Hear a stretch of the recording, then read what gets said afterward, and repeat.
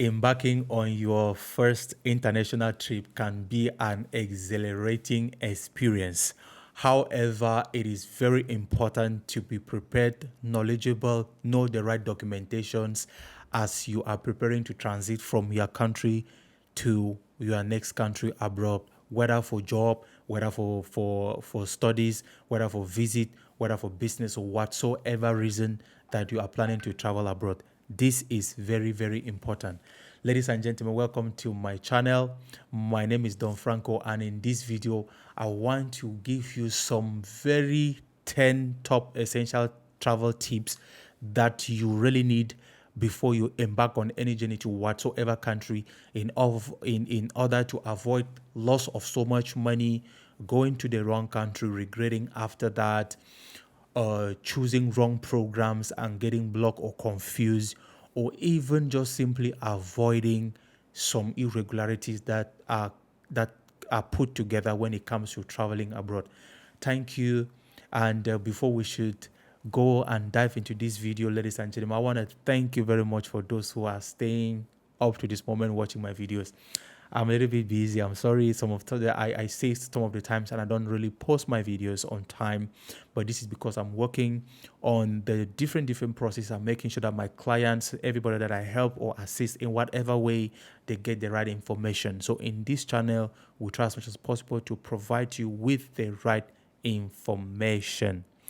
Thank you very much. So I want to start by saying that the first tip that you will need to do is to, first of all, research your visa requirement and the application process. So different regions may actually have varying different requirements and application processes, right? You need to research and understand the specific visa policies of each region because it varies from country to country. Pay attention to any regional agreements, like the case of the UK, Europe, and all that. Those who are found in the Schengen zone have different visa requirements for people who are coming within that region. You need to always take in consideration that aspect. Another one is that is tip number 2 is allow sufficient time for visa processing. This means that if you are planning to travel, if you're planning to travel to any country, you need to first of all set a timeline. When do you want to travel? If you want to travel in December, you need to set a timeline. Maybe 6 months, 7 months before that period to actually allow the maturity of your visa process to go through smoothly and successfully, because it is always a daunting task to actually go through the process because the requirements sometimes are demanding, the processing, even at the level of the embassies, your documents might take time. So if you're planning to study, like those of you who already had your high school certifications, if you plan to study, you should prepare ahead of time. You should choose the session, the study session, or the season, or the term, or the semester that you want to study in Europe or wherever country you want to go to, a little bit, some months before time, so that you get your preparations done. Another thing that I want to talk about is to consider multiple entry visas. If you plan to visit neighboring countries or engage in regional travel within your destination, it is very important to consider multiple entries. Multiple entries, what does it do? It permits you to be able to go to that country in and out, go in, go out, go in for a particular period of time. Let's take, for example, you have a visa like the US visa because there is a particular tourist visa in the US. There's a 10 years tourist visa that you can go for tourist purposes or for business purposes, and it gives you so many entries. So you can go today, go back, go after tomorrow, still using the same visa, and it is valid. You need to also try to find out how you can get this kind of visa so you won't be stuck in a particular country for a long time. This happens to those who take maybe long contracts, visa sponsorship. You might sign a 5-year contract and you think it's easy to finish the 5 years, and after, when you get into the country, you want to go back home, but if you go out, it will be difficult for you to get in. You need to always consider the multiple entry option, right? You also need to check your tip number 4. You need to check health and vaccination requirements, right? For every travel program, wherever you are going to, there is something very important: health check. You need to go to your local hospital, run the required checks according to the visa requirements to whatsoever country you want to go to. Make sure that everything is up to date. You need to find out about the vaccination requirements. For some countries, they require you to have a yellow fever vaccination. For some countries, like recently was the case with the COVID-19, most of the countries require that people should have their COVID-19 certifications. You need to check all this information and make sure that you are on the side of safety. Another one is language and cultural considerations. Which country do you want to go to? Are you ready to start over again to learn a new language? For example, you are Nigerian or Cameroonian, or Ghanaian, Liberian, South African, whatever country you're coming from, an Indian. Which country do you want to go to? What language do they speak? Are you ready to start over again? Because there is one thing I want to let you know. Culture and language could be something difficult to actually get through. That's why some people, when they get into new countries, sometimes they might stay like 3, 4, 5 years before they succeed in establishing themselves because of language issues. Just imagine yourself, you're on the street, you are not able to actually get information from somebody in that country because of the language. You might lose a lot in terms of time, in terms of energy, and you get more frustrated. Always take this point very important. Attaching to this point is also food. What type of food do they eat? Can you cope with it? It is very important, right? Another one is currency exchange and financial preparation, right? For example, if you want to go to a country, you want to go as a student, and one of your requirements, they usually ask you for financial statement. Like for Europe, they want you to have a statement of about 15,000 euros. Canada, almost the same amount. To US, even more. And some people can just prepare a statement which shows that there is money inside, but physically the cash is not there. But then, are you ready to go to that country and survive financially? You should consider that.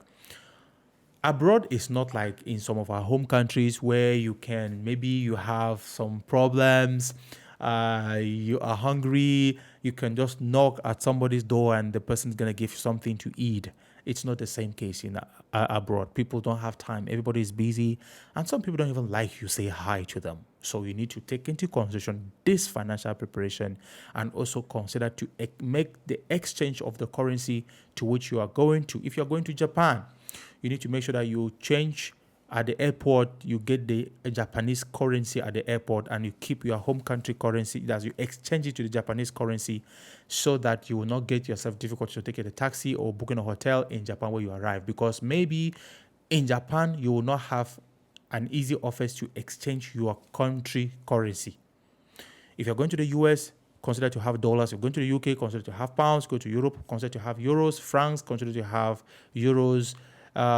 Canada, continue to have dollars and all that. Try as much as possible to have your money exchanged to the currency of the destination country. That's going to help you a long way to book a flight, to book a taxi, to buy food on the way, just whatever thing you want to do on the way. This is very important. The C tip is travel insurance, right? We all know that when you're traveling, you're going from your country to another country. Yeah, you might have already had a good health check, but there are always some things that might happen that you didn't actually prepare yourself for. That is why in most countries, they always want you to have a travel insurance. Like the case of my customers who are in the Schengen space, there is the Schengen insurance policy that always want you to have a policy of about 30,000 euro. It doesn't mean you're going to pay 30,000 euro. It means that you will need to buy an insurance that is worth 30,000 euro. So if you have a problem that is between 30,000 euro and down, they can handle it. If it is above, you'll be the one to pay part of it. That is what insurance means, right? An accident, anything that might happen to you.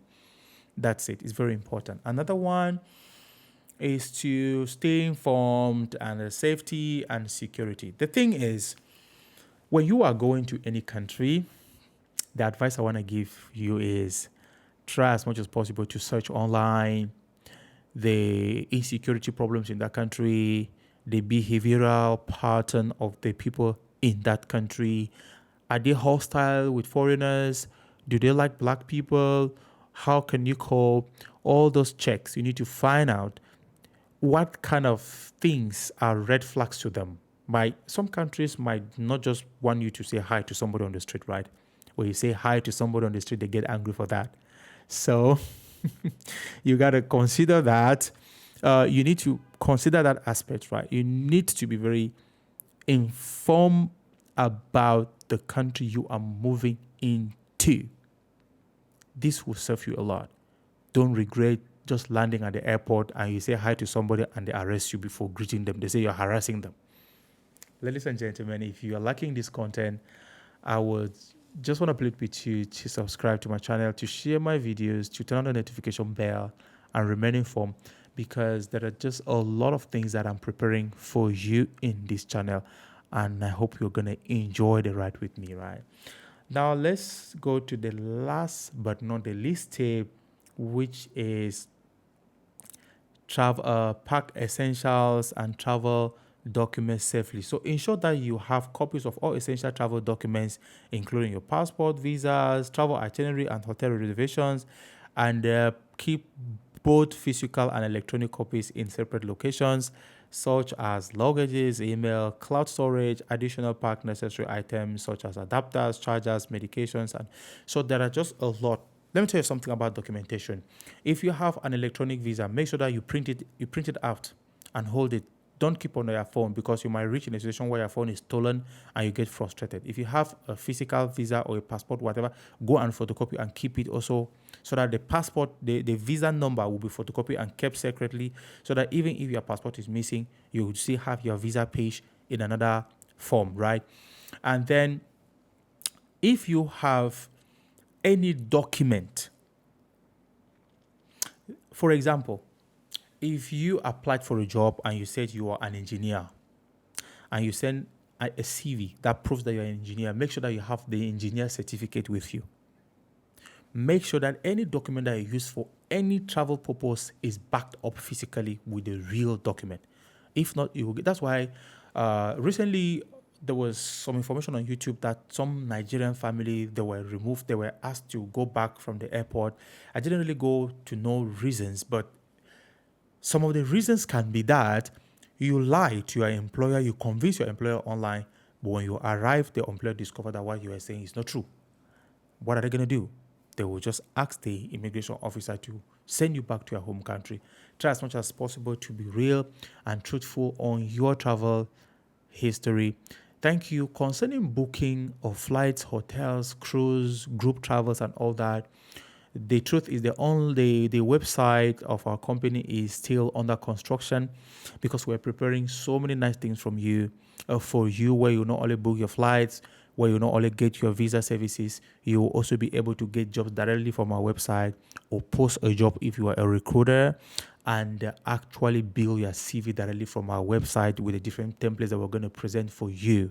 We hope that this can go a long way to help anyone who is watching our video to be more comfortable and enjoy their travel with us. Thank you. My name is Don Franco, and in case you didn't understand anything in this video, or you want me to do another video on any particular topic that you want to learn more about it, please do not forget to actually hit me on the comment section and send me a message, so that we'll work on that video. Another thing that I forgot to tell you is about traveling itself. The day you are traveling, you might consider to get an electronic SIM where you can call and get directions to where you're going if you're missing and all that. It is very important. You might get a pocket Wi-Fi that will help you to get connected, because sometimes when you're traveling, you lose connection. Find out how you can get that, and safe journey now or in the future, or whenever you want to travel to another country. Thank you for watching my video. I'm going to see you in another one.